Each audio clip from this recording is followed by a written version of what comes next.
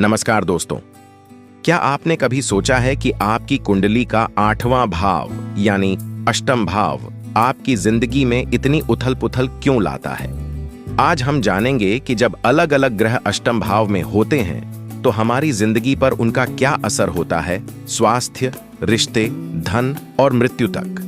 अगर आप एस्ट्रोलॉजी में रुचि रखते हैं और अपनी कुंडली को बेहतर समझना चाहते हैं तो वीडियो को जरूर अंत तक देखें। अष्टम भाव में सूर्य, जो आत्मा का प्रतिनिधि है, जब अष्टम भाव में होता है तो ये शुभ नहीं माना जाता।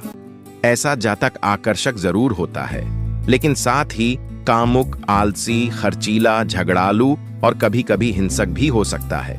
उसकी दृष्टि कमजोर हो सकती है, संतान सुख कम होता है और जीवन में विरासत के रूप में कुछ मिलने की संभावना रहती है।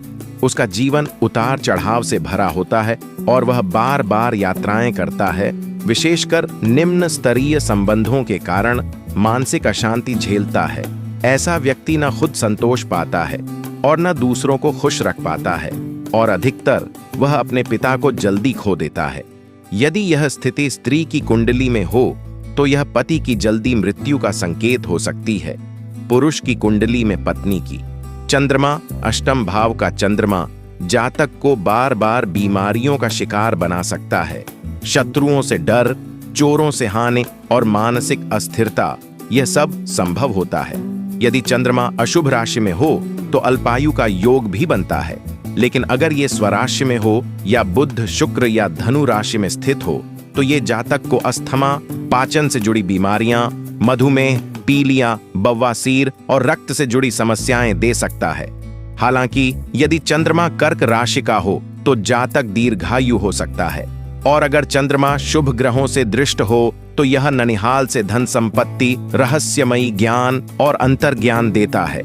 एक विशेष स्थिति अगर जन्मदिन का हो और चंद्रमा कृष्ण पक्ष का हो या रात का हो और चंद्रमा शुक्ल पक्ष का, तो यह मां के रूप में जातक की रक्षा करता है। लेकिन इसके लिए सूर्य और चंद्रमा के बीच 30 अंश की दूरी होनी चाहिए।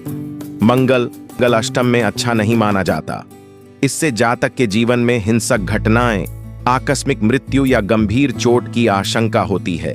अगर जल तत्व राशि में हो तो डूबने से मृत्यु, अग्नि तत्व में जलने से, वायु तत्व में मानसिक रोग या विमान दुर्घटना। स्त्रियों की कुंडली में पति की मृत्यु का योग बन सकता है क्योंकि यह सप्तम से द्वितीय स्थान है। अगर मंगल पर सूर्य, चंद्र और शनि की दृष्टि हो तो यह अल्पायु देता है, लेकिन अगर मंगल मजबूत हो तो जातक में हठ योग, साहस और राजनीतिक समझ विकसित होती है। बुध अष्टम भाव में अगर बुध अकेला हो तो जातक को अपार धन, प्रसिद्धि और दीर्घायु मिलती है। यह व्यक्ति सत्य बोलने वाला, अच्छा मेहमान नवाज और प्रभावशाली व्यक्तित्व का होता है। राज्य से संपत्ति, जमीन, सम्मान और प्रतिष्ठा मिल सकती है। यदि बुध के साथ सूर्य हो तो जातक सत्ता के करीब होता है, लेकिन यदि बुध पीड़ित हो तो व्यक्ति धोखेबाज, वासना में डूबा और बीमारियों से घिरा होता है। बृहस्पति अष्टम भाव में अगर बृहस्पति या शुक्र या दोनों अष्टम भाव में हो तो यह असुर योग बनाते हैं। ऐसा जातक झूठ बोलने वाला, मनगढ़ंत कहानियां सुनाने वाला, दूसरों के काम बिगाड़ने वाला और सिर्फ अपने हित की सोचने वाला होता है। वह हठी, घृणास्पद और अधम प्रवृत्ति का हो सकता है। अगर बृहस्पति नीच या वक्री हो तो ये स्थिति और ज्यादा अशुभ हो जाती है। फिर भी ऐसा व्यक्ति ऊर्जा से भरा, दीर्घायु और कभी कभी शांतिपूर्ण अंत वाला होता है।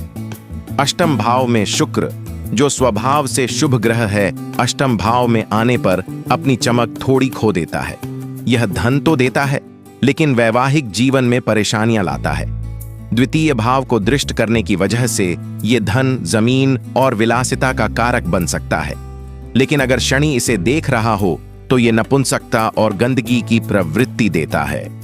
फिर भी इस स्थिति में मेहनत के बाद सफलता जरूर मिलती है। शनि अष्टम में आमतौर पर शुभ नहीं माना जाता। यह जीवन में रुकावटें, आर्थिक नुकसान, रिश्तों में दूरी और संतान की समस्याएं लाता है।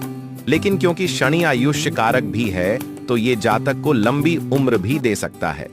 ऐसा जातक विदेश में रहता है, कंजूस होता है, ज्यादा खाने वाला और आलसी होता है।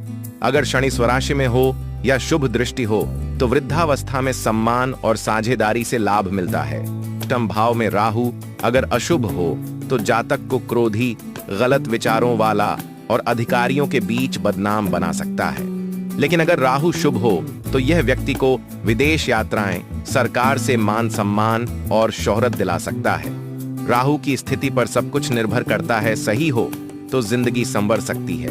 केतु अष्टम भाव में केतु अगर वृश्चिक, कन्या, मेष या मिथुन राशि में हो तो जातक साहसी, प्रतिभाशाली, चरित्रवान और दीर्घायु होता है।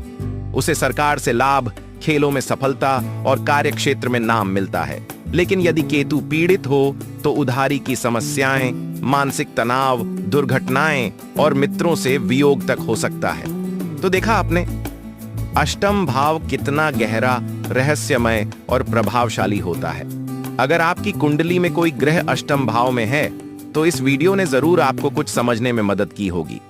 ऐसी ही और भी ज्योतिषीय जानकारी के लिए हमारे चैनल को अब भी सब्सक्राइब करें और इंस्टाग्राम पर फॉलो करें।